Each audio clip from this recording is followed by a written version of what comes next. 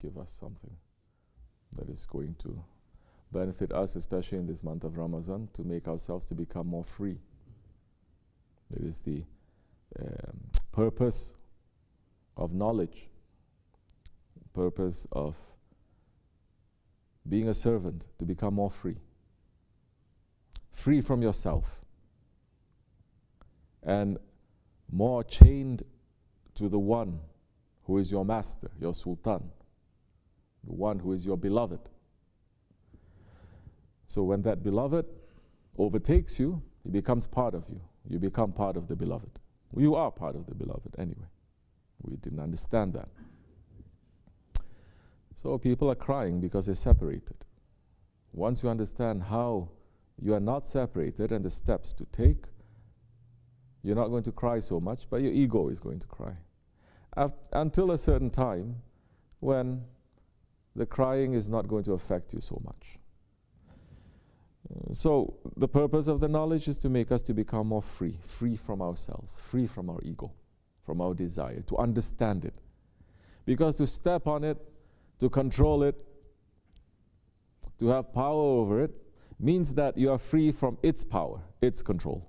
You understand? Because now, like what Shaykh Efendi said, have you ever seen a man walking on the streets with a horse on his shoulders? So no. It says, but I see. It says billions they are doing that, walking around with a horse on their shoulder. Only a very few, they are riding the horses. What is the horse that he's referring to? The ego. That instead of you riding the horse is riding you. That's very stupid. Very senseless.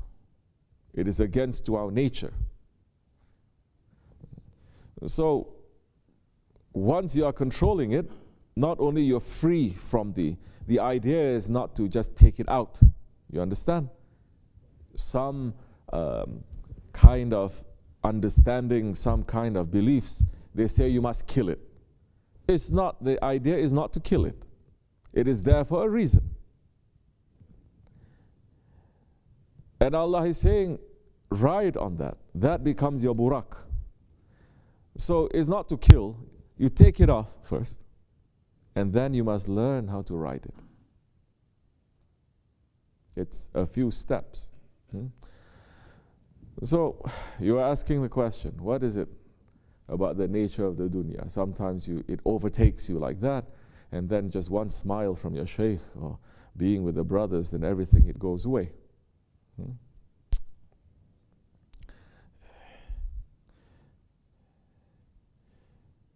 It is not the nature of the dunya. It is how you are making yourself to be part of that dunya. It is not the dunya.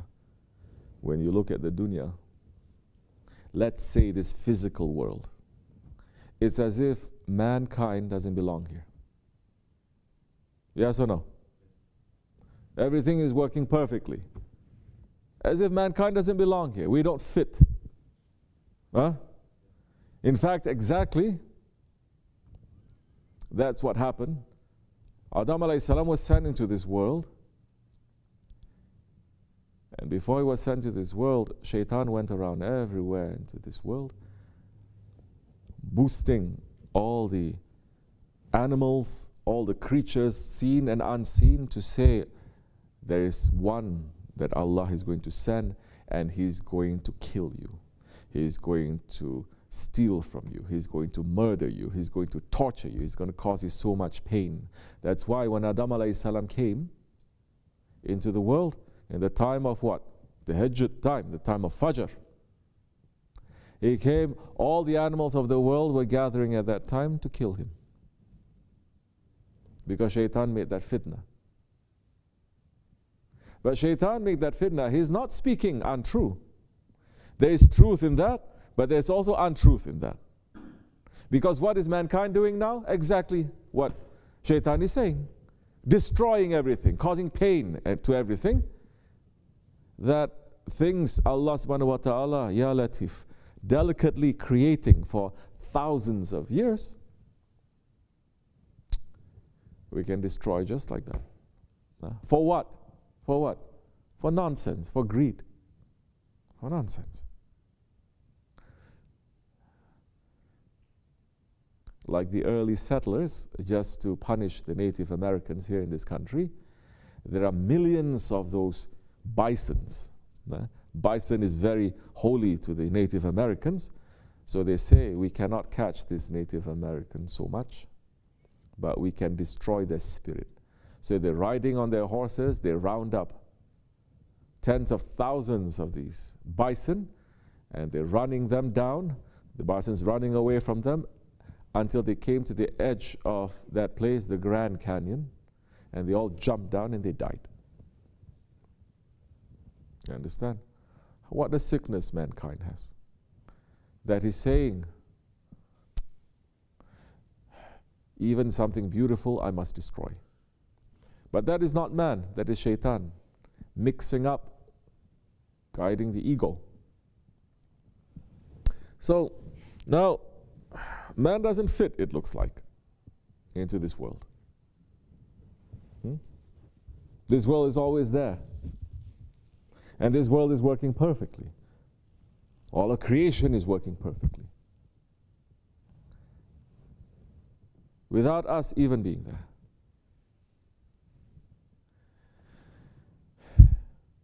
So the world is there. The dunya is there. When we make ourselves to be an unnatural part of the dunya, then that time we're going to get lost in it. What do I mean, unnatural part of the dunya? We're sent here to be Khalifatullah. You understand? To be representing Allah, not to be representing our desires, not to be representing our ego. So once you are only representing your desires and your ego and you're caught up with that, then this dunya becomes a hell for you. You become a hell to yourself. And that time, you are not part of anything. So, the physical world. Now when you look at the desires, you're saying this dunya, sometimes it consumes us. Dunya meaning whatever that you're worshipping to whatever Allah has created. Okay? Whether it is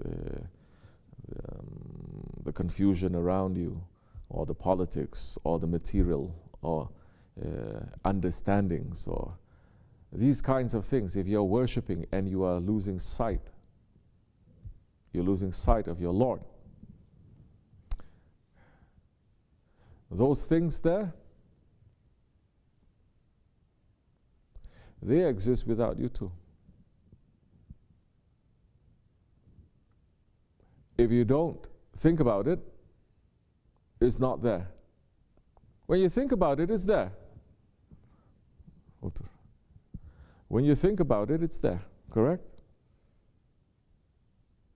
When you don't think about it, it's as if it's not there.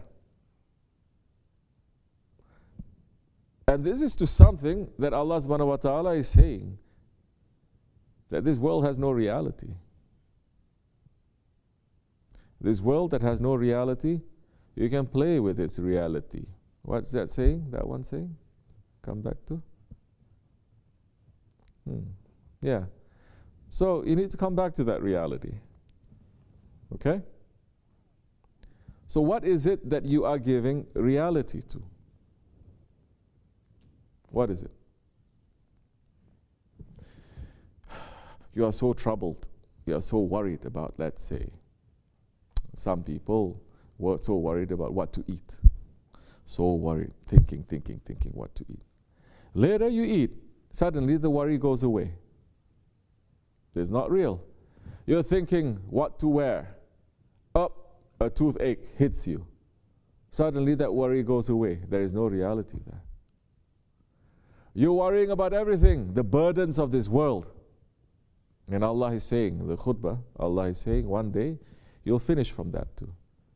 You'll finish from the burdens of this world. Those ones who are intelligent, now they are going to study themselves. They're going to say, oh, I had so much worry. When I get a toothache, it disappears.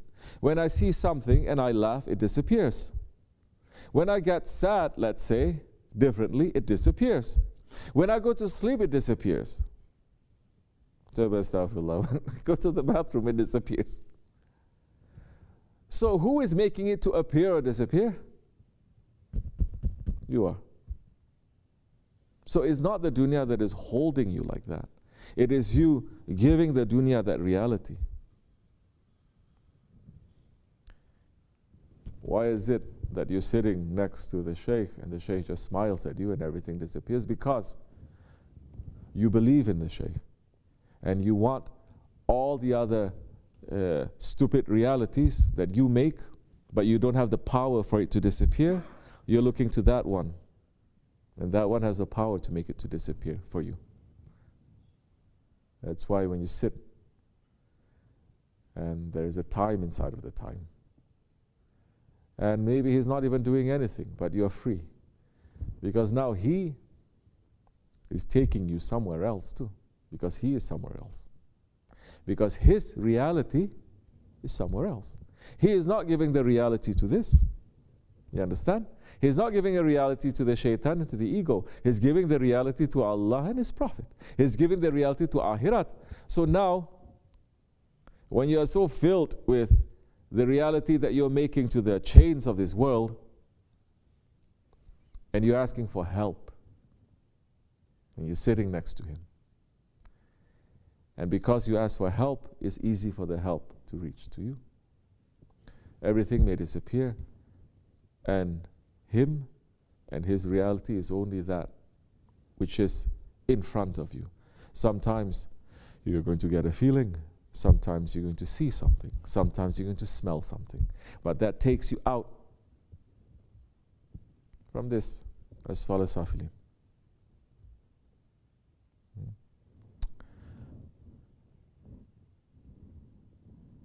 That's why we make zikr.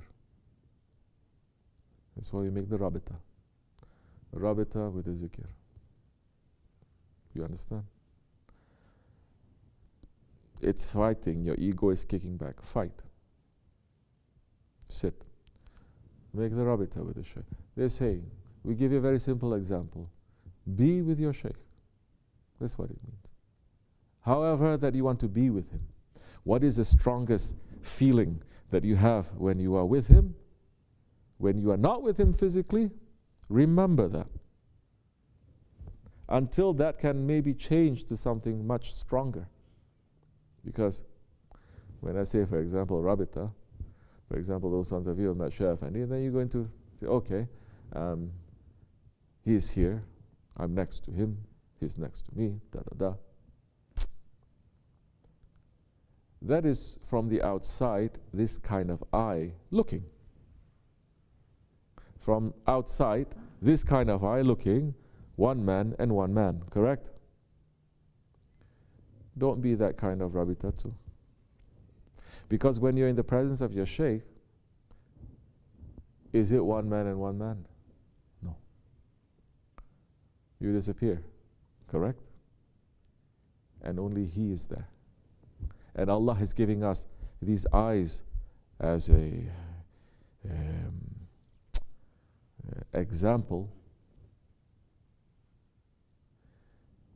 that when you use these eyes, you cannot use it on yourself. When you see something, you don't notice yourself. When you see something, you don't notice yourself. The eyes cannot even see itself, cannot see the face. So everything disappears when you look. So that kind of rabita is what everybody feels when you're next to our Shaykh. That kind of rabita when you disappear, when he is overtaking you. Like what Shaykh Efendi told me a long time ago. People making rabita, you sit like this, like Buddha, you sit like this, and meditation, and then you imagine your Shaykh is in front of you, and then you cross each other, you become together like this. No, it's not like that. They said, if you are not imagining your Shaykh to be like a mountain, and you are like a dust, says then you're not making the rabita. But it's not also an imagination.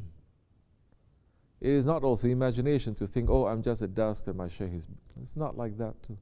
We're talking about what you are experiencing, what everybody experiences when you're next to the Shaykh. So take that experience. I'm giving you a copy. Take it. This is what Shaykh is making me to say. Inshallah, he'll be useful for this month. Wa min Allahu tawfiq. Al-Fatiha.